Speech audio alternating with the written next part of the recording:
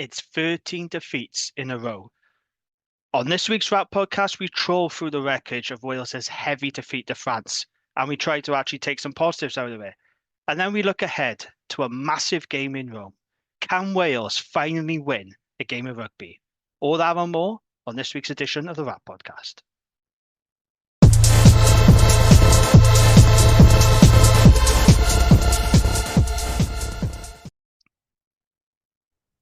Hello and welcome to this week's edition of the WRRAP podcast. I'm Jamie, and joining me for this one is Harley and Nick. Evening, gents.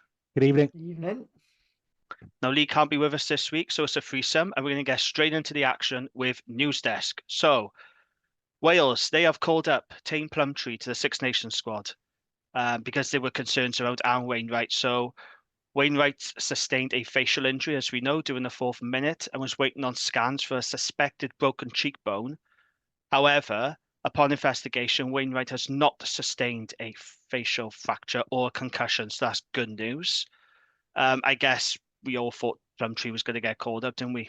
No real surprises there. I think we called Owen on the WhatsApp group, didn't we, that Plumtree was going to be called up.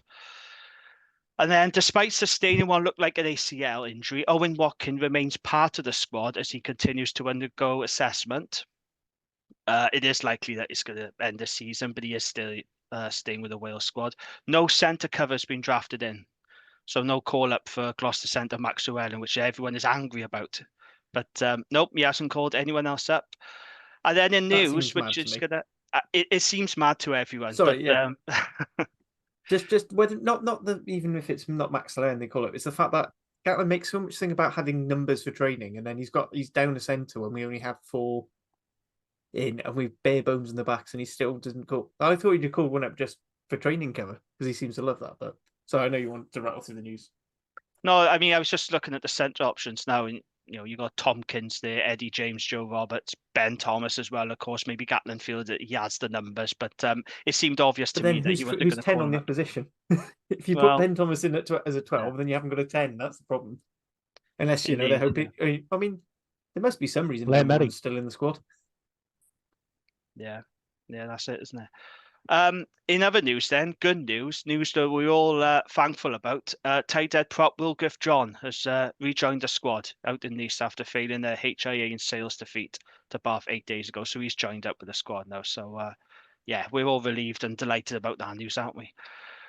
And then, well, that's the Wales stuff done. So then we'll go on to regional under-18s results. This sounded like a cracking game. I would love to have watched this. Ospreys 42, Cardiff 40. I mean, it sounds like a game where defence was optional, but that would have been a really entertaining game to go and watch. And then in the other result, RGC 8, Scarlets 24. So both Scarlets and Ospreys are unbeaten so far in this competition. So, yeah, those are the regional under-18s results. Celtic Challenge Cup as well on the weekend. Harley, do you have the results for us? Yeah, so Britain continuing their really tough run. So they went down 58-0 to Clovers. One of the Irish teams. I mean, it's half full of Irish internationals, so struggle. But good news is that Gwalia at home in Ystrad, they beat Edinburgh with a bonus point win 26-5. So that means they've done the double over both them and Bristol this season.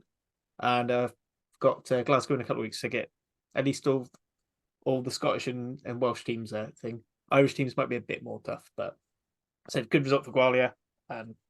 Yeah, bad luck for Brithon. They just seem to be really struggling with the physicality of this competition. Okay, thank you for that. Wales under-20s, they played Saturday night. I lasted 65 minutes and I had to turn it off, I'm not going to lie, because it just got depressingly grim. They conceded 9 tries as they were thrashed 63-19 by France under-20s out in Van. First half was fine. Wales impressed in the first half, particularly up front. They only trailed 21-12 at the break, but they just got absolutely blown away in the second. Steph Emanuel, Aidan Boshoff, who I thought was very impressive. Evan Minto and Harry Thomas, they were the pick of the bunch for me. Yeah, it was all very encouraging first half, but the second half, as soon as the floodgates opened, it got pretty depressing. I had to turn it off. And after the Friday night's trauma, I just couldn't put myself through it again. Now, Nick, you watched this, didn't you? What were your thoughts on you pretty much summed it up there. I don't think you missed anything at all there, Jamie. I tell you who was very impressive until he went off was Nick Thomas, second row from the Dragons. he looks as if he picked up a nasty injury as well. Had his foot in a brace at the end of the game, so I don't think he'll feature again in the Six Nations tournament, which is a big loss to them. And he was one of the more impressive. I thought all the front five actually did okay. Minto carried well, but as you say, they were just it was a mirror image almost of the French first team. What is clear is that whatever level you get to in France, you have a clear way of playing, and that format, that plan of playing, offloading game, big men running hard to break the gain line. So when they get into playing for the French first team, that's the way they've been taught to play. That's the way they play. They pick players accordingly with that size, the skills, and as I say, other than the under-20s attack, wasn't bad at times. Yeah, we got some skilled youngsters in our under-20 side. Like I said, really impressed with Steph Emmanuel. Like you said, Evan Minto as well. He carried well. Harry Thomas, Boshoff. Yeah, it got a bit predictable in that second half. And once France turn on the power, whether it's under 20s level or senior level, they're just very, very hard to stop. And yeah, that was Saturday night. We're going to talk about Friday night now. Unfortunately, we do have to talk about this. So, France 43, Wales 0. A sorry night for Wales as France ran in 7 tries at the Stade de France. So, just to add some context for you regarding this result, it was the first time that Wales had finished pointless since losing 31-0 to Australia back in 2007. It's the first time the Wales have not registered a point in the Six Nations era. So you have to go back to the Five Nations when Wales lost 51-0 to France at Wembley Stadium way back in 1998. I actually remember that game. I was there. Yeah. Well, you was there. Oh, gosh. Yeah. It was pretty grim, wasn't it? Yeah, it was. Look, we knew Wales were going to be in for a tough time. I did not see that scoreline coming. I'll be honest. I thought we'd have some points on the board, but that's how we finished. Harley, let's start with you then. Thoughts on so Friday? I'll just do the nosy thing, go through some of the stats and just sort of see if you can get the picture I'm trying to build. So start off, we look at it. Possession was about 50-50. So fine territory 54 in France's favour, whatever. Meters per carry, so the amount of actual carrying, the number of carries, Wales was slightly more, we made slightly more meters, but France made 2.04 meters for every carry. We made 1.94 carries, so 10 centimeters difference on the average carry. Problem is that if you actually start looking at where France's possession was, 73% of that was in our half, and the vast majority of that in our 22. And so they weren't making many meters on most of their carries because they were all 5 meters out from the line. The big Wales then 52% possession in between the halfway and the French 22 line. So we just couldn't break into that 22, and when we did, we just coughed up the ball cheaply.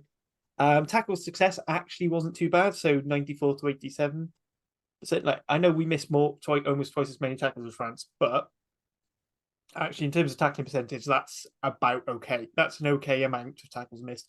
I think the problem is although we were making most of our tackles and missing the odd one or two, when we did miss a tackle, it led to a line break, or because it was taking 2 or 3 people to tackle them each time, we ended up with these massive gaps. So I think for that one Antoine Dupont crossfield kick, everyone's complaining about Josh Adams not being able to cover it, but if he'd covered it, then they're scoring through the 13 channel because he's covering the 13 channel, and you can see Antoine Dupont is monitoring where Josh Adams is because they've made so much space they can pick an option.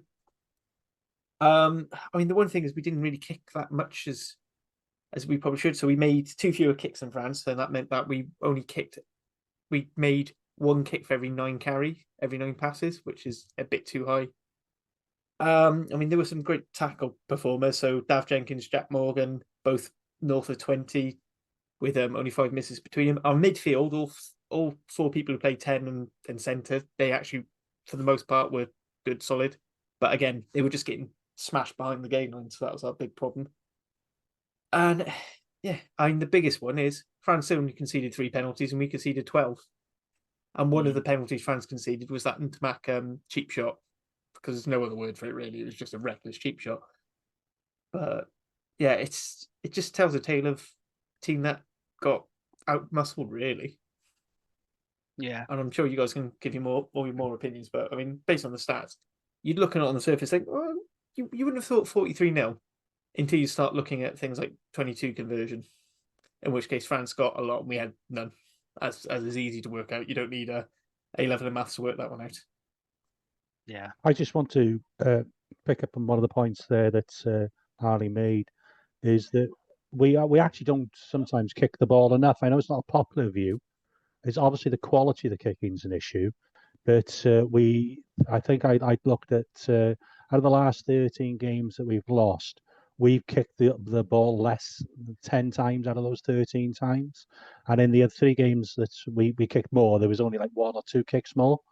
Because at the moment we're trying to play rugby without those big runners in the sort of second quarter in our own half, between the 22 and the halfway line, and it's as it was on Friday night, it's meat and drink for the behemoths which you have in the French pack.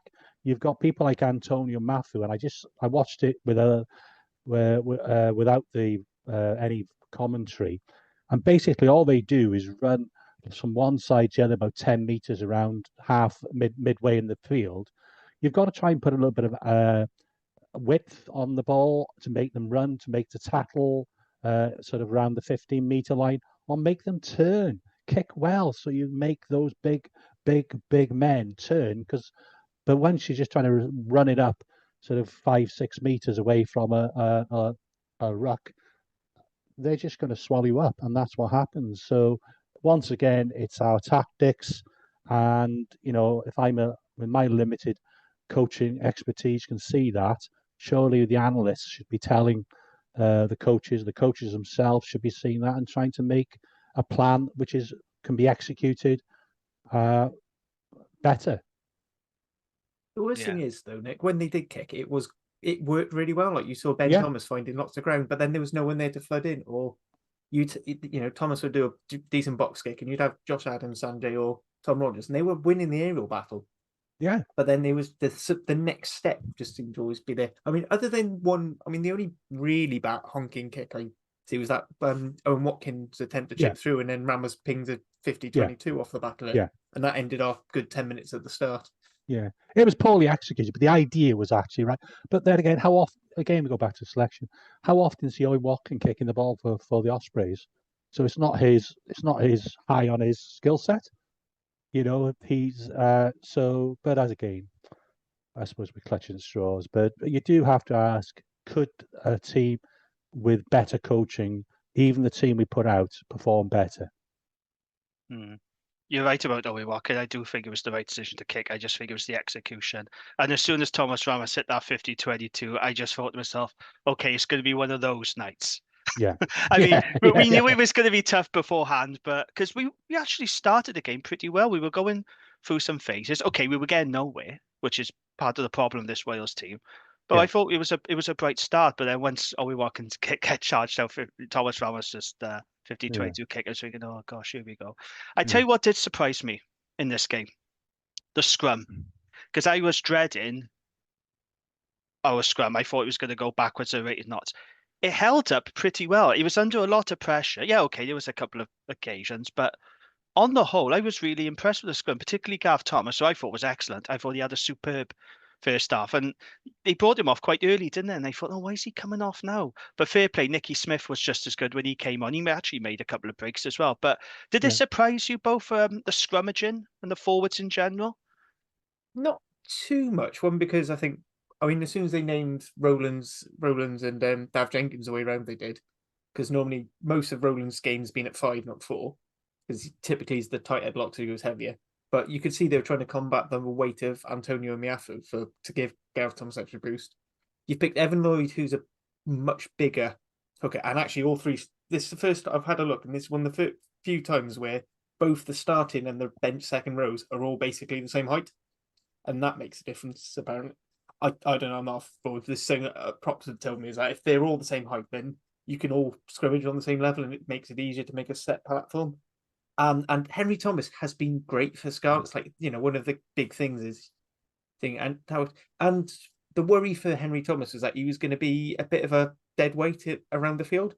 But actually, he did something that's very rare for a Welsh prop, which is he made over a 1 meter per carry. So he did 3 carries for 5 meters, which doesn't sound like a lot, but for Welsh props, that's brilliant.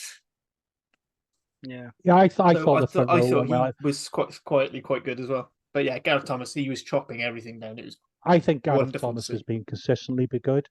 I think everything I saw him do on Friday night, he does. He did in the autumn as well. He's an underrated player, and I think again, looking back, I suppose, why wasn't Henry Thomas more involved in the autumn? That was ridiculous. I think he had an injury though. Did I he? think he was Okay, well nursing. I think that's the thing fine. was he was nursing an injury. All right. Well, otherwise he certainly shore up the scrum. So there were in the after I'd calmed down, there were some positives which we can take into Saturday's game in Rome because we won't be playing against such a formidable pack. But it's also worth remembering France had a number 8 playing in their second row who plays most of his games because of injury. So, but as I say, that I'm more confident that our scrum will hold up now for the remainder of the Six Nations if we don't I pick don't up know if any injuries. Fischetti, was I going to say Fischetti and Riccioni? I think Yeah, they're decent. They're starting good. props. They're, They were causing Scotland a lot of problems. So yeah, they're decent, but they're not going to be any better than the French front 5. Yeah. I don't know about you, because we talked about like Owen Watkin probably not being the right person to thread that rubber through thing, but I noticed it in some of the set plays as well. Did it look like it had they were trying to play the autumn's game plan with a completely different makeup team? Because you saw so there was that one set play off the scrum where Tom Rogers makes a break, and you can tell that was made for Mason Grady. But Tom Rogers gets enough pace and power, and then he can take away. But towards the end of the game, you had Nick Tompkins coming in off a line out, running that line, and gets held up over the line, like quite easily held up. Yeah. And I'm just there thinking, that's clearly made for someone who's a lot bigger than Tompkins to try and Grady, punch a hole. something like that, coming off the hard. It's that's a Llewellyn Grady line type thing, and you're just like, so they sacked Alex King, they've kept his playbook, but they're not bothered with the players, and you were just looking at these things all the time, and everything went. I mean, I think one big loss for us though at the start was Aaron Wainwright, because because one thing is you're taking away a 6'8", and then you bring on a 7 when you've already got 6.5 7s on the pitch. So that, I mean, other than Jack Morgan, who is a phenomenal carrier, but then you had both of them staying out on the wing. So he was out in that, either in the 1 or the 2 pods, depending which way they were playing. And then Tommy Reffel, who, actually, to be fair to him, had a much better carrying game than he has previously for Wales. He was making about 2 meters every carry, but he's still not an Aaron Wainwright power carry. You know, he's not going to get It's not that forward. impressive, I would say, really. It's not that impressive. It's not that impressive. This is what I'm saying. I'm the caveating of this is good for Wales or good for him, but it's not great. We really, Jack Morgan, the top for loose forwards was 6 meters per carry. Well, hopefully it puts it to bed all those people saying that you should pay Reffel and Morgan because like Lee did last week. it just doesn't work.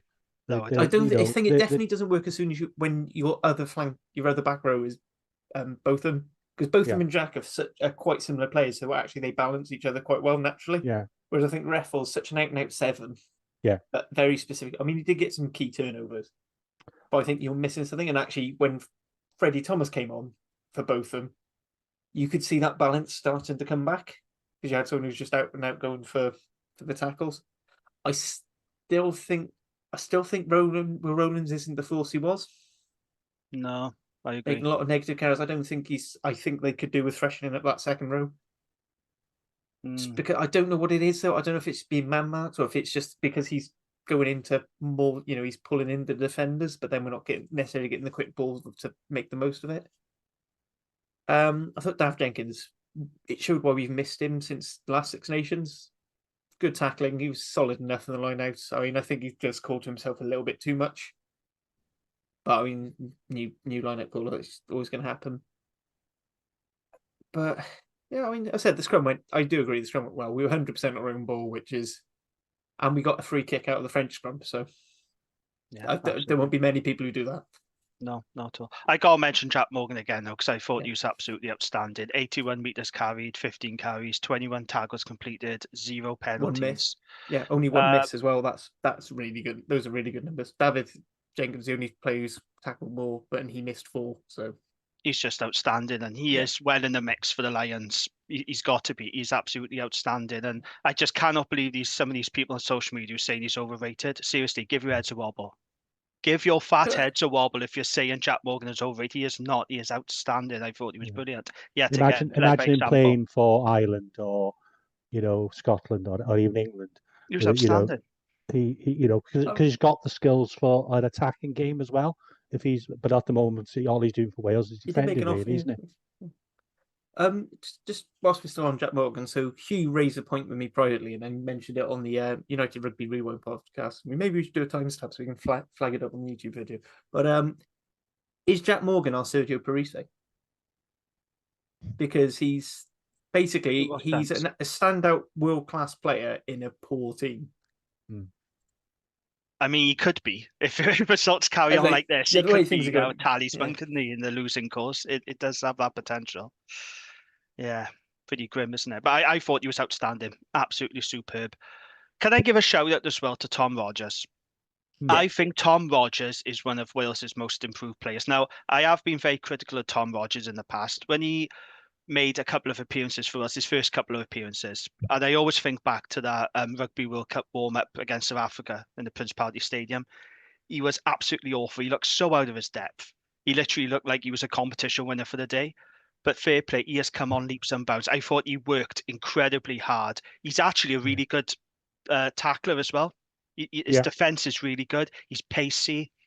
If he had a lot more ball and a bit more space, he could cause a lot of damage. But I think Tom Rogers has really come on leaps and bounds now for Wales. Yeah, I don't have any problem with the back three we picked. I know Liam Williams is past his best, but yeah, he did have a good game, Liam. But he's got a little bit of experience, and at the time we need that. Adams was all right. I didn't blame him for any of the tries. And there was one instance, and it happens at all levels. It happens when a team is so far on top, they get the team, the referee. So and it made zero difference to the result. But there was when we broke the edge, he was high tackled Adams by Ramos. Ramos then counter-rucked in the ruck, went off his feet and tackled Thomas Williams while he's lying on the floor. So there were 3 consecutive penalties within 30 seconds, all within 3 meters of Paul Williams. He gave nothing, then gave 10 meters against Adams for complaining about a high tackle. But it happens, it made zero difference to the result. But if that should have been a penalty to Wales on 3 occasions. Yeah, fair enough. That was almost a yellow card, and that was just almost like a full package yellow card. But I think it was not long after the Untamat red, and particularly Southern Hemisphere refs, they love to balance the hell out of it, even though the game really didn't need balancing at that point. No, Wales won shouldn't be. But yeah, it was just disappointing that we looked really good in our first 3-4 phases, and you could see we could make meterage in those first few phases, and it just all got very predictable and all. And the amount of times, players are trying to spread it wide from really slow ball. Ben Thomas took some poundings. But actually, and Dan Edwards did, trying to, being given the ball when there's a French defender right in their face straight away, and you're like, well, of course they're going to throw the pass wonky or whatever, or it's going to go dodgy. But we're too predictable. Our arrowheads are too predictable. You think of that try that Ireland scored, where they almost hit, I can't remember, made the break actually, but he came, I would say it was low, he came from behind the prop, whereas with Wales, it's going to one of the 3. So it's so easy to defend at that level. And then we haven't quite got the big enough players to break through the gain line. But, that's nothing to do with skills as such. It's about organisation and having those people getting into that position quick enough to give those options for the ball carrier. Yeah, we need to talk about Wales's attack because that's come under the microscope big time this weekend. People like Ben Youngs as well, who did a really good analysis on it. When it comes to our attack, the Welsh management need to have a serious rethink about what it is that we're trying to do with ball in hand. Our attack is absolutely toothless, blunter than a spoon. No cutting edge, no ideas, no creativity. Our attack lacks penetration. And why do we lack penetration? Because we don't have any ball carriers getting over the gain line. When Wales made entries into the red zone, apart from Tompkins held up over the line, we just never looked like scoring. And it's just not good enough. And I know Rob Howley has come under a lot of criticism now, but can we just be honest about it? Our attack has been shit for a long time, even under Alex King. Alex King was with Wales twice. He had 2 stints. He wasn't very good the first time, and he wasn't very good the second time. But we have got to sort out our attack and try and find a system that gets more out of these players. At the moment, it's not working. There's no punch. There's no cutting edge. And it's going to be very difficult for us to try and get a win and try and develop if our attack is so blunt. But we just never looked like scoring a point, did we? We're going through so many phases, but we just never looked like we were going anywhere. And I know the possession and territory stats are even. Well, that's all good and well, but if you're not getting over the gain line, it doesn't mean anything. It's utterly pointless. What do we think about the attack? You're right, it's absolutely toothless. But it's the frustrating thing is, I said, when you look at those first 2-3 phases, which is the stuff that Alex King and Rob Howley seem to do, they could find a way to do it. And then as soon as the structure breaks down because everyone's done the role, because you can only learn about 3 phases at a time, there was no reorganization. There was no one with the experience to say, all right, get to the 15 and we're going to run X move again. Because that's what Ireland basically do. They have this huge multi-phase attack, but it basically centers around, we run this play, then we get to this point, then we run the next play, and they do that, and they go through. But the other thing is, you look at Ireland, who again they're having issues with not having strong ball carriers. Like they think they haven't got strong ball carriers. Scotland again don't necessarily have big ball carriers apart from 1 or 2. Italy the same. How are they getting around this issue? Really simple. You double your mass by sticking another bloke on the jersey and carry them over. But we're sending one up runners, and then we're having really slow ball because the one thing about a good latch is you've automatically cleared out your ruck, and they're not doing that. So, and it could, once again, take your shot if you're playing WRRAP bingo. It's down to the forwards coaching. He's not getting these forwards to have tight enough pods that they're effectively, to work as a unit to try and get against these 2 defenders. I mean, it's great we've got James Botham in the wide channel. That's great. It's great they've got Jack Morgan in the 15-meter channel. But we're not getting the ball up to them because it's getting cocked up at the set in the middle of the pitch because we're not clearing out that ruck ball fast enough. We're not making the penetration. Yeah, and that's the problem. And it just keeps coming back to that. It doesn't matter how we could get Rog in there, we could get Mark, we could get Dan Carter in to run our attack. It's not going to work because we're not getting the platform to run anything off. This is why it's so easy for France to absorb, and that's why they have such a high tackle percentage. Because they've got more than enough time to set. And if you set as a defence, you can man mark and you can just go, right, well, we know the ball's going to go to him, then it's going to go to him, then it's going to go to him. So they either drift off or they can just go smash him in the first pass, which is what was happening an awful lot.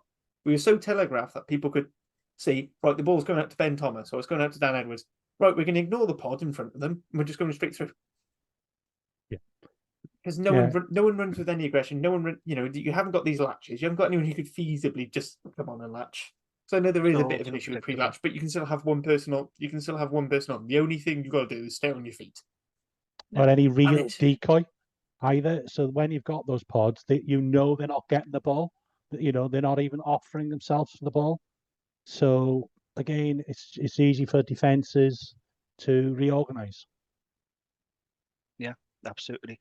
This is not a Wales team that lacks effort or tenacity, right? There was a lot of heart, love, spirit in that performance in Paris, but they do lack confidence and they do lack cutting edge. And we've got to try and fix it because we've got a massive game coming up on Saturday. Massive game. I don't know how they fix it in such a short space of time, but they really do need a rethink because it's predictable, it's slow, it's cumbersome. We had a lot of the ball against France and we did nothing with it. They really do need to go back to a drawing board and it's starting to annoy me. Yeah, really, really frustrating. Anything else out of that game you want to touch on? Because I know if Lee was here now, he'd want to be talking about the ref and that forward pass. I got to be honest, when I saw it live in real time, I thought, oh, that looks aggressively flat. And then Yeah. there was another angle. I thought, yeah, it does look forward. But there's been a lot of people saying, well, no, actually, it's the direction of the hands and it's fine. What do we think? Was that a forward pass or not? I don't want to spend too long on this, I know, but what did you Even if it think? was, then oh no, we only lost 36. No, I feel so much better. Yeah, it didn't make any It impact on makes the so result. you know, as I No. say, it makes sod all difference the result, does it? You know, No. other than it wouldn't perhaps have been as high. But yeah, I given how many things are pulled back, you'd have thought it might have been looked at. But there we are. It wasn't. The So only let's thing get you can on with it. assume is it was, and they've just gone. "Oh," and it's it's a Kiwi in the middle, and they have New Zealand flat is a thing, and New Zealand flat pass is a thing, and we do occasionally play it, train it. Yeah, aggressively If you flat. can get away with it, you can. I said, yeah. I mean, I thought other than his yellow card, I thought Evan Lloyd actually starting to show some of his promise. Yes, his darts definitely still need a bit of work, but I thought carried himself around the park well. Again, part of a decently scrummaging front row. Yeah, I said, I mean, it was just a bit of a daft penalty to give away, really. But you can also understand it because Berry was coming at him a lot quicker than he expected. Yeah, it was definitely Didn't yellow. It feel- wasn't a red. I think yellow was It was a the straight, right yeah, it was result. straight yellow. But yeah, I mean, one thing for me is they've got to put. I mean, they've got no choice with that walking out. But I think Eddie James or Joe Roberts just to have some extra pace in that back line, in the centres. I think that's something that we're lacking. Whether you're moving Tompkins into it, I don't rate Tompkins as a 13. I think he's a bit too chaotic. He missed almost many tackles as he makes. And I said, and we need someone in there who can carry the ball with some venom in the back line. Yeah, but we'll talk about possible changes for it a bit later on. So anything else from that fans game, Nick, do you want to touch on before we move on? No, just want to forget it. We just want to forget it, yeah. It was a grim night, wasn't it? We all knew it was going to be tough, but yeah, really, really tough. 13 defeats now in a row for Wales, and it's really hard to see where the next one is coming from, isn't it? Yeah, so that was that. Then that was Friday. Just something I want to quickly touch on as well. The British and Irish Lions tour to Australia, that's around the corner. I saw a post on X from TNT Sports, and they were asking people how many Wales players are going to make the Lions squad. We are going to have low representation. I think that's fair to say. That's pretty obvious. So at this moment in time, and this is just my opinion, I'm saying we're going to have 3 players in the squad. So I'm saying Dewi Lake, Jack Morgan, and Thomas Williams, for me, are likely to get into the Lions squad. It might not even be 3, it could be 2, it could be 1. But at this moment in time, I think those 3 players are standing out for me. And then you have got bolters. You could have someone like Aaron Wainwright, for example. What do you think, Harley, about Lions at the minute? How many do you see on present form, and any bolters that you can I said, think I of? mean, I quite agree with your thing. I don't know why I keep forgetting. One thing about Thomas Williams, and then I think about the choices of 9s. Actually, you're probably looking at Gibson Park, maybe Ben White if he's the sort of player Farrell likes. But I mean, Thomas I could see him being like a midweek captain type thing. Thomas, just have some fun games in the middle. For the players that Faz doesn't care about. For me, I'd say, and it's a shame that he's in the bolter character. I think David Jenkins is in with a shout. I think it's going to take an injury or two for him, but he's just got a lot of that raw physicality. He's a really hard-working lock around the field. His set piece is decent, so that gives him. I think that puts him in the stead with quite a lot. But I think if you're looking at players like Johnny Gray type, Bernard Oje, James Ryan, perhaps. Although if he didn't if another Welsh lot got picked over him, it would just be hilarious. And friend of the pod, Justin, I think would be trolling the Irish for years after it, after the whole Adam Beard thing in 2021. Other than that, I mean, someone suggested Tom Rogers, but I think that's a bit too far fetched. I think there's too many good. I think there's too many good back 3 players to select from there who would go in ahead of him. And yeah, I said no. I mean, Ben Thomas maybe as a utility, but even then, I'd probably be taking Tom Jordan as a similar sort of player who can cover 10, 12, 15. Okay. I'm not even convinced Dewi Lake will get in, because I think there might be a call for Jamie George to go as an experienced hooker. And obviously then they got the 2 Irish lads, Calla and Sheehan. So I think the only certainty is Jack Morgan. Yeah. Any bolters, Even then, Nick? I'm not. Not really, unless Louis Rees-Zammit comes back to rugby. I've Even seen a then, I few don't people think it would. suggest that. I have seen a few people suggest I that. really don't think Faz would have any time for him at all. No. But I think there's a wider issue. There's not an awful lot of pace in the UK and Ireland wingers other than Darcy Graham. They're not speedsters. They're very good players. Yeah. No, You you're do right. have some you do have some like properly quick. There are some properly quick ones, but they're not quite established. So what's that? I think Tommy Freeman for the not Sampson England winger. He's pretty nippy, but very inexperienced. Emmanuel Fiwa-Boso, I think probably not the best in top end pace, but his acceleration, his power. Yeah, that's the sort of thing. I forgot about him, and I think this is where we were talking when we in our messages. Sometimes your stock can go up by not playing. Yeah, they can. Absolutely, yeah. So I'm saying at this moment in time, 3 Welsh players. Nick, you're saying 1, are you? Well, I think Dewey's is definitely a very, very promising hooker. His darts have improved the last couple of seasons, but I wouldn't be surprised if they want to take someone like Jamie George for his experience. No, that's fair enough. For me, I'm thinking they might take 4 front rows just because of midweek. Okay, well, I doubt we'll go there. So I'd say, you're probably looking at the 2 Irish hookers, Theo Dan maybe, or Jamie George, depending on, again, if they want any, because you're going to have a lot of new Lions. There's not going to be too many returning. So you might want for an experience, but it depends on his form as well. Like, can you afford to carry, unless they're looking at him as like similar to Rory Best in 2017, as that sort of midweek, just being good around the squad, and then you've got potentially got thing. Because I'll be honest, I don't think any of the Scottish hookers are particularly great. I think they've got a great pack around them. Yeah, but I like Dave Cherry, but I can't see him being picked for the Lions. I do like him though. I like Dave Cherry. He's a very handsome man, but I would also say he's not in the same league as your Dan Sheens and your own calendars. No, he's not. No, not at all. Okay, so that's Lions chat done with then.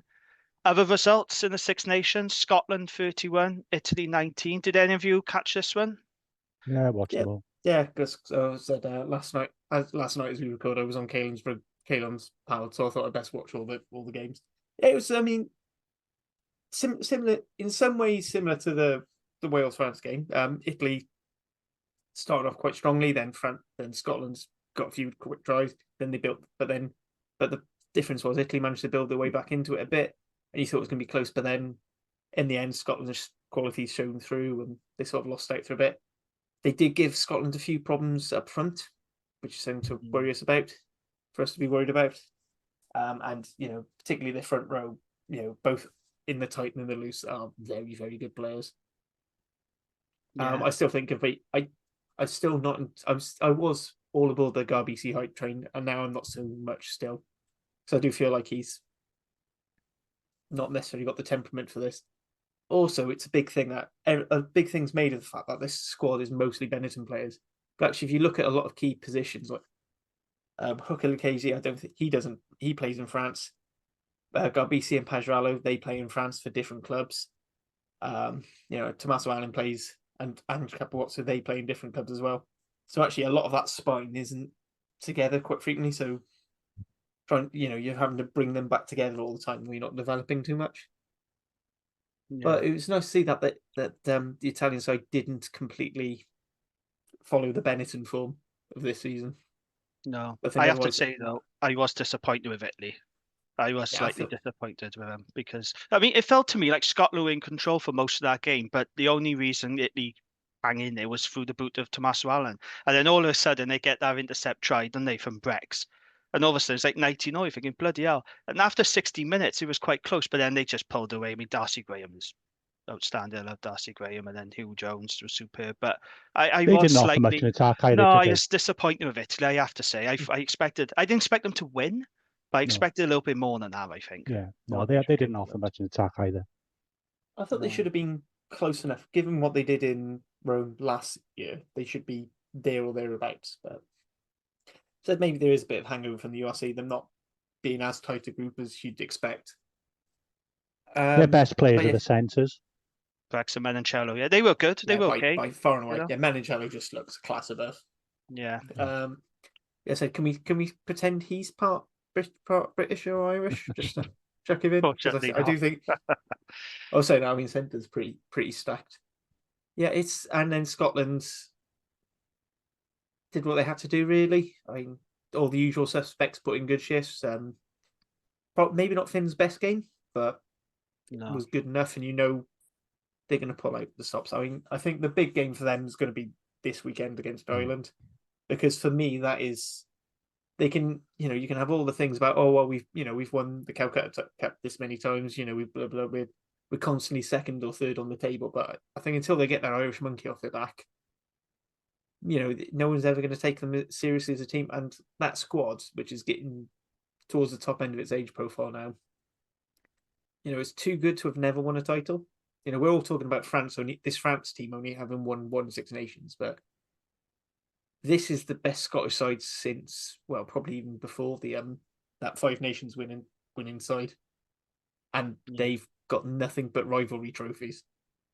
But that's it, isn't it? And they have a wretched record against Ireland, Scotland as well, don't they? So they really do need to get that monkey off their back.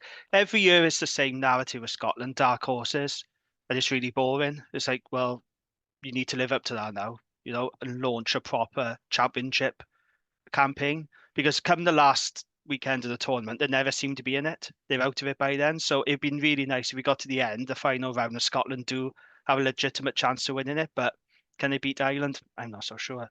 The other game's going to be quite interesting as well, because there's pressure on both. England, I didn't think were that brilliant, and certainly the defence out wide was poor, and they need to have a performance themselves at home. France, as we've alluded to, with all that talent, haven't won much, so that's but there's pressure on both teams on Saturday at Twickenham. Yeah, I thought England, actually, in that first half, they were really good against Yeah. Ireland. So they lost 27-22. I thought the Curry brothers did a really good job in the Yeah, back row of slowing Irish ball down. And Ireland, every time they got into the red zone, they were making mistakes. They had a real lack of composure. And England, they did rattle them for a lot of that first half.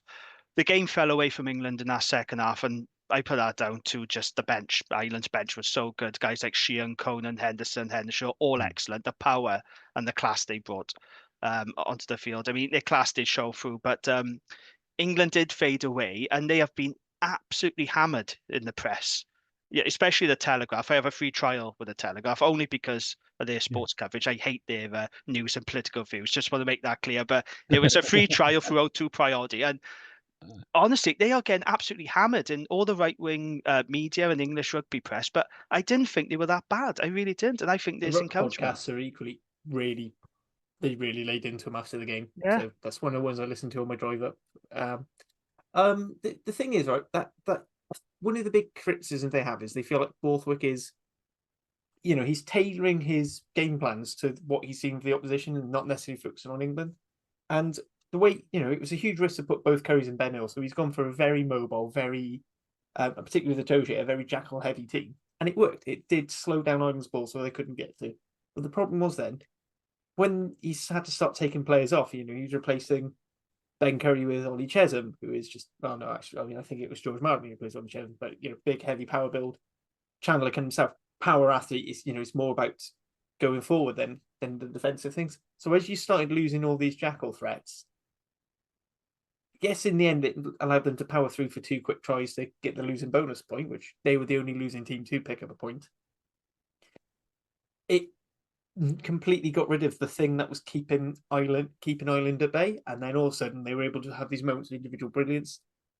Some of that, like the Bundyaki finishes, a man who knows he's going to score because he's in a team that's so high on confidence. When I was on Caelan's podcast, I pointed out it's a bit like Wales in 2019, where they just expected to win games, and so things were coming off that would never have come off otherwise. And I brought up the Hadley Parks tackle on Hugo Keenan, which prevented a try, which had kept Ireland sort of in the game at that point. Before we just basically kicked them to death with penalties. But that's the problem you're facing when you've got a good team like that. But I think England were just a bit naive in some of the things they should have attacked.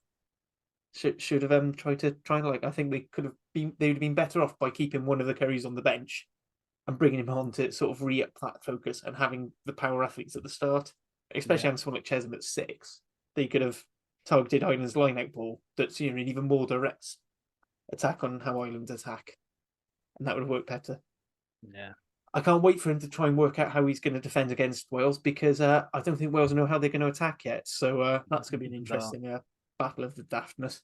No, a shout out to James Lowe. I know he's a shithouse, he's not popular, but I really like James Lowe. When he was busting through tackles, I thought he was excellent, James Lowe. Also, Maro Toji. I love Maro Toji, big fan. I'm not convinced he's captain material, though. I just don't think he gets on the right side of referees. So I'm a little bit suspect on... I can understand the criticisms around Toji as a captain. He doesn't strike me as a natural leader. But anyway, that's England's problem, though, I was to say. But really good test match. I enjoyed it. Yeah, definitely the game of the weekend. But I mean, I feel like it was slim picking. But with the Itoje thing, someone pointed out that, with Itoje being a captain for the whole 80 minutes, and so on, well, yeah, but England have been losing all these close games in the last 20 when Itoje is the captain when Jamie George goes off. So actually, maybe there is something in that. Maybe his captaincy's not too great. No, it was a really good test match. Yeah. Also, I think rumours of Ireland's demise have been greatly exaggerated because everyone keeps saying that they're coming to the end, and I'm not really buying that narrative just yet. But yeah, really good game. Enjoyed it. Right, let's move on then. The big one, Saturday. Italy versus Wales. Dan Bigger said on ITV, this is the most important Welsh rugby match for the last 15, 20 years. Which, to be fair, is a bit of a stretch when you consider that we've had Grand Slam deciders, Championship deciders, and World Cup semi-finals in that time. However, I understand the sentiment. It's massive. And I've had people today trying to argue me it's not as big as what I'm saying. They're wrong. This is huge. This is huge because this is going to decide Wales' fate in the tournament, and it could even decide Gatland's fate going forward. Absolutely massive game. So we want them to lose then?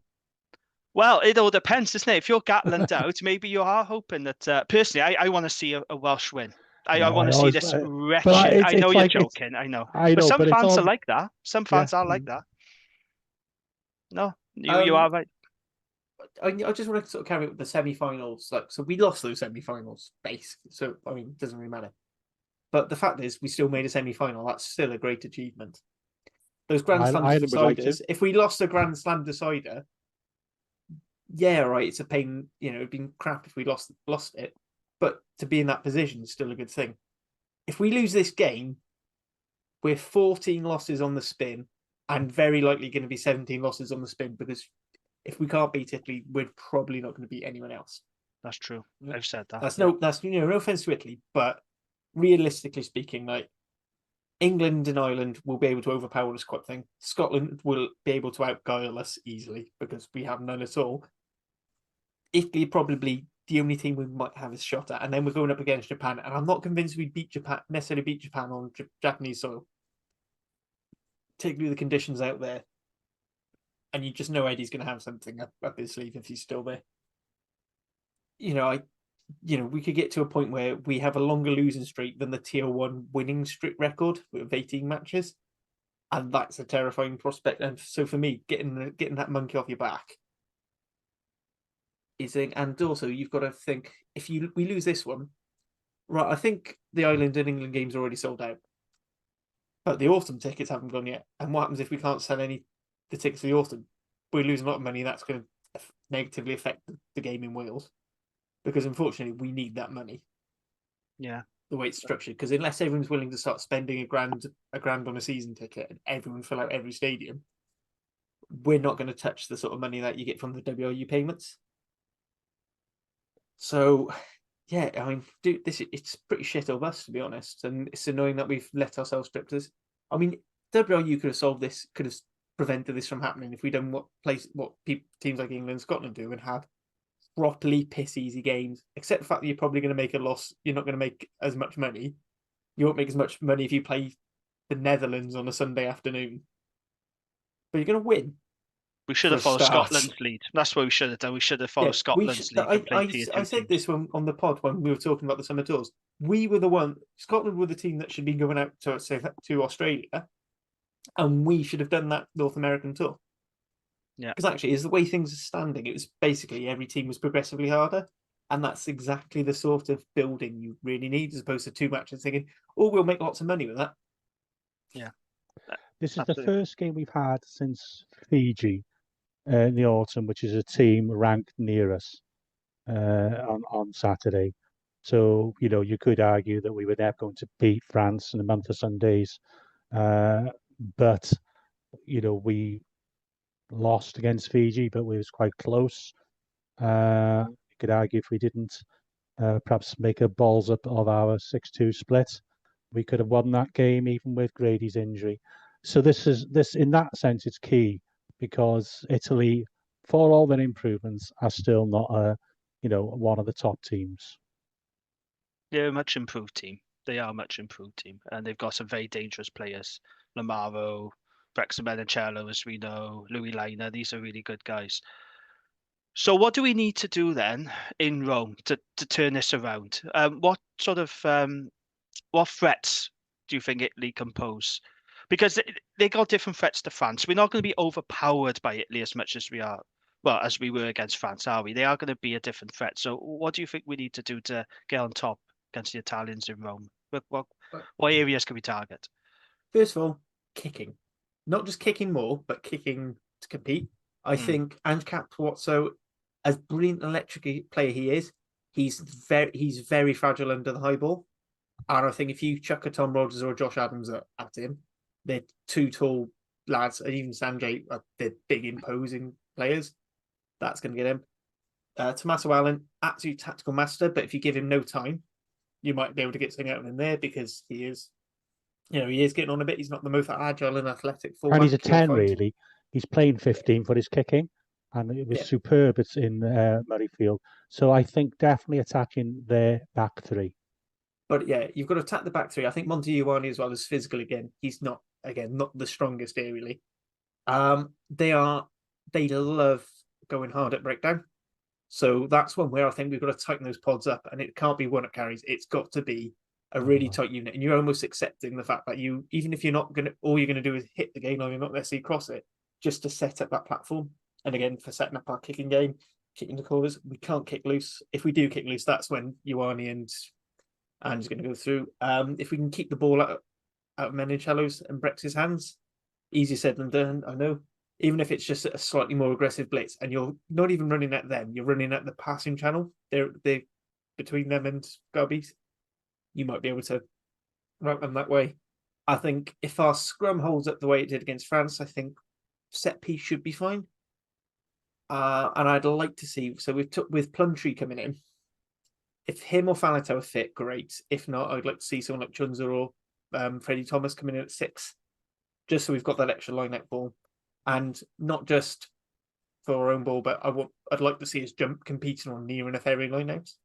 And let's put some pressure on the KZ. Because that's one thing I noticed in that France game. Malvaca and Marchand are great hookers, but they were throwing wonky because they knew they could get away with it because Wales weren't counter jumping. So you can force some pressure on there early on, force some scrums, and then you make it a competition. For that, I do wonder if I know this is going to come out as Cardiff bias, but statistically, Teddy Williams has been one of the best defensive lineups operators in the URC. May not necessarily be stealing ball, but he's been able to wreck mauls and reduce the quality.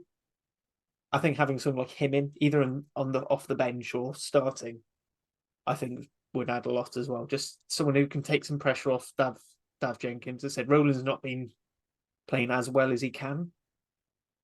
So they were, I think, we're going to go. I don't think we're going to score. I think if we try to go in for who can play fashion rugby, if you score 4 tries or score 5, we will lose quite comfortably. So I think we've basically got to go back to horrid Wales tactics of old. Yeah, I settle for 9-6. Yeah. I was going to say, I would like to see Teddy Williams at some point doing the Six Nations, and it would be a big call. but I would probably have him ahead of Rowlands at the moment because Rowlands have not been impressive since the autumn. I thought he was very average during the autumn, and he hasn't been that good so far. The Six Nations. I don't know what's happened since he's gone to France. He just doesn't look half the player he was when he was in Wales playing for the I don't think. Dragons. I'll be honest. I'd be glad to be corrected, but from what I've seen on the odd times I've seen Racing team sheets, I barely see him on there. And even when he is on there, he gets sort of subbed after 40 minutes. Or I know with 14 subs come off and come back on, they seem to have a weird rolling sub thing. But as well as the replacement tight end in the 23 jersey, which I hate. But that's an argument. That's a discussion for another pod. But yeah, he's just not playing well. No, he's not. And he almost feels like he's just there because he's big. And even there, I say, well, is he that much bigger than Teddy and Chungza? Not really. What about a 6-2 split on the bench? I think for that we've got to be very careful with who our two outside backs are. Yeah, sure. So like I said, I mean, the Steph Thomas called for Dan Edwards to start, which he was all right. I mean, it was definitely not a game for a day to have your debut. No. I mean, and if you've got Ben Thomas on the bench, you've got 10, 12, 15 and 15 to push. I mean, he has had 2 caps. He has, his, was it 8 caps now for Wales? He's played 3 different positions. So, yeah, he could cover there. So you're fine then, and then you're probably looking at someone maybe instead of having Roger, you maybe go for Ellis Bevan, who's a little bit quicker, and then you've got a wing cover, and then you're just hoping Ben Thomas, and then you're just hoping whether it's. I think with that situation is unless you go for he won't do it. But if you'd have to have Tompkins and Roberts as your centre, so that Tompkins can move out to 13. That's the only problem. Like he can move out or in, but I think we're limited because I don't think we haven't really got any wingers who can cover centre. We haven't got any centres who are proper out and out wingers. I know Tompkins has done it, but yeah. So I think you do get a little bit shoehorned there. Yeah. Okay, Nick. There will be changes, obviously, because of Wainwright and Watkin. What changes would you make for this game? Who would you like to see come in? Well, I saw a picture that Faletau is training again. So it doesn't mean he's match fit, though, does it? That's exactly the problem. If he isn't, well, I think we just forget about him and send him, to finish off his season in Cardiff, and he probably hangs up his boots. It does feel like he's on the way out now, doesn't it? And that pains me to say that because I love the guy. I absolutely love Faletau, but yeah. Sorry, go on, continue. No, well, obviously, I'm hopeful that Faletau is fit, and then he probably would go back to Faletau, Botham, Morgan back row, which I'd be happy with that. I'm assuming Eddie James will come in at 12. Massive responsibility on him. I know everybody thinks he's a great messiah, but he's against 2 very good centres. And then I suppose for me, even though they're very inexperienced, I put Joe Roberts with him at 13 for his kicking option as well. But it's very, very inexperienced. I don't know. But as I say, I think the way to win the game really is good kicking from 9 and 10. When we go through 2-3 phases, a bit like the Scarlets play, really. If they can't make any ground after 2 or 3 phases in your own half, stick it up. Yeah, I have to say I was disappointed with Thomas Williams on Friday night. I know he didn't have the go forward from the pack, but I felt his service was a bit slow and ponderous at times. I'm not saying drop him for Italy, absolutely not. But yeah, you are right. Better control from 9 and 10. I wouldn't have an issue with Dan Edwards starting at 10.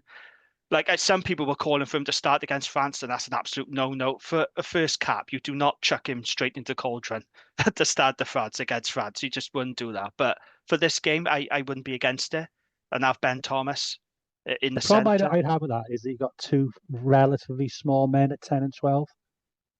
I'd like to point out that they both made 7 tackles. Ben Thomas made a dominant hit as well on Nuntamak, which is why he got decided to get revenge as Wolves and You're not gonna. But they only missed 1 between the 2 of them. Yeah, Tompkins, who's your more experienced centre. Ben Thomas is not an international 12 going forward. Yeah, he's not. He hasn't got the bulk. I think he could be a decent 10 if he was allowed to play there more often. But he's not an international 12 in my book. And there's some people saying Ben Thomas is an international 10. No, but it's he's got just no all chance. opinions, He's isn't got it? no chance because he doesn't play there enough. No. And that's the problem. It's the disconnect with Cardiff and Wales, isn't it? Cardiff seem as a 12 and Wales seem as a 10. Yeah, it's a bit of a problem, isn't it? Okay, so massive game, as we said. Italy, this is a big game for them as well, because no doubt they've circled this in their calendar, haven't they? They'll fancy their chances against us. They'll be favourites. Do you think they can handle the favourites tag? Maybe that's something that could go against them? Because they are massive favourites. I can't remember a time when Italy was such big favourites against us than they are now. And If that they could have lose an this, adverse they'll effect. lose. They'll lose all the other games. Same for us then. Yeah, exactly the same. So Yeah. there is pressure on them as well.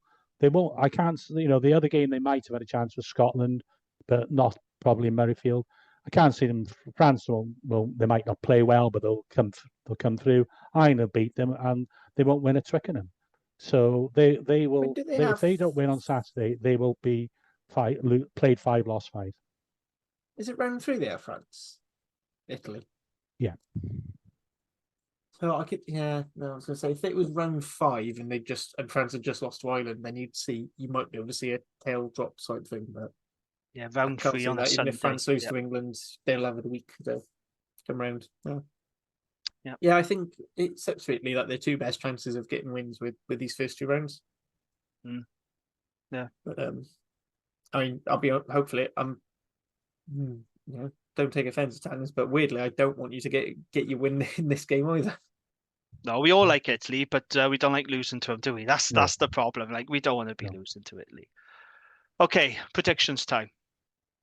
Predictions. Ali, what's your prediction? So I think we sort of explained what we think would be a good game plan for Wales to beat Italy. Quite feasible, even with the personnel we've got.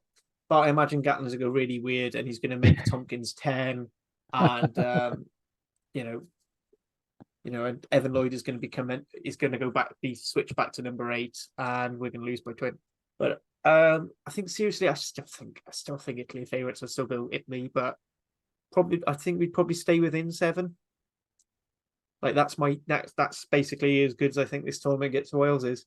We might get 1 losing bonus point out of it. So you're saying Italy by 7 then, yeah? Is that... Yeah, about 6 or 7, yeah. Okay. Nick, what about you? Can we beat the Italians? Can we finally get this elusive win? We can beat them, but just we're so low on confidence. Just can't see it happening. Italy by 5. Yeah, it's hard to see what's going to change in the space of a week, isn't it? And there's so much riding on this game. I just wonder if the pressure is going to get to the players. However, I'm going to be a positive Paul, and I'm going to say Wales will win. I'm not confident at all, and I know I'll be wrong, but I just got. Are you doing a lead Wales by 1? No, I'm going to say Wales by 4. I think it's going to be I don't think it's going to be an entertaining game. I think this is going to be an ugly slugfest. Oh, I don't give a shit if Wales won 3-0. I won't care. I just want to see Wales win a game of rugby now. Yeah. that's the stage I am. I think we're all like that. We couldn't give a monkey's toss if it's a boring game. The leather's kicked off the ball. Loads of mistakes. If we just come on the right side at the end of the day, that's all we want. Absolutely. Remember I said Cardiff Zebra game start of this season. After ages of being. Oh, when's Cardiff going to get the next win? Oh, there you go, against Zebra. It was shit, but we won. So I don't care. We've won. Yeah. We've won a game. Well, that's the thing, because Paris was about the performance. Rome is about the result. Yeah. Yeah. But that was what I said last week. Paris was always about the performance. Rome is about the result. We have got to win. I don't care how ugly it is. No. We just need to win, because I think the consequences of losing this are going to be severe for the Welsh rugby public and for Gatland and for the mood surrounding Welsh rugby. It's a must-win. Simple as that. We got to win it. I'm going to say Wales by 4. But like I said, I'm not confident at all. Something drastic has got to change, especially our attack. But of course, we'll look at the team sheet when whether it comes out, was it Wednesday or Thursday, and we're probably going to be thinking, oh, change my mind now. Italy by 10. It all depends what team we pick, isn't it? We got to get the balance right, but it's a must-win. Simple as that. It's massive. No, Absolutely a nice massive. massive bout of gastroenteritis through the Italian camp might be Yes. helpful. Someone let off the fire alarms at 3 a.m. in the morning in their hotel or something. But yeah, that's what I'm going to go for. I'm going to go for Wales by 4. Desperately need a win. Okay, gents, I think that'll do for this week. Harley, Nick, thank you very much for joining me. you. And we will be back next week. Hopefully chat about Wales win, because that would be nice, wouldn't it, if we could actually chat about the Wales win. Yeah, we'll be back next week to chat about that. And yeah, until then, take care and we'll see you on the next one. Ta-ra. Thank you. Ta-ra. No stuff.